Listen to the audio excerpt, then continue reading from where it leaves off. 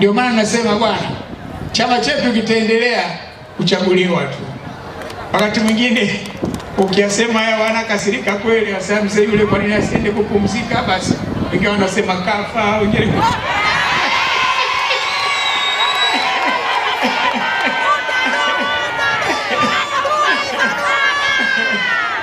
mie mzima, afya yangu nzuri, sina ninapougua, siamki na kichomi.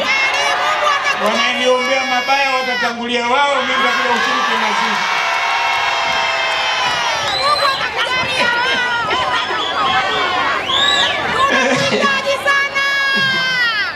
Kwa hiyo mgombea mwenza, wewe hapa jimwaje tu. Hapa kura za CCM ni za uhakika. Ndugu zangu, kwa nini kwa yote hayo mema tusichague CCM? Tarehe 29 Oktoba tunafanyaje? Tunatiki.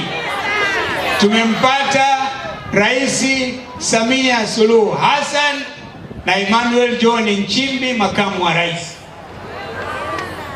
Tumempata Subira kwa mbunge Bagamoyo na Ridhiwani kwa mbunge Chalinze.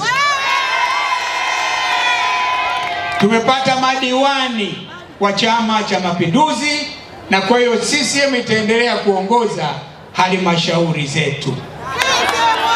Na CCM ikiendelea kuongoza halmashauri zetu,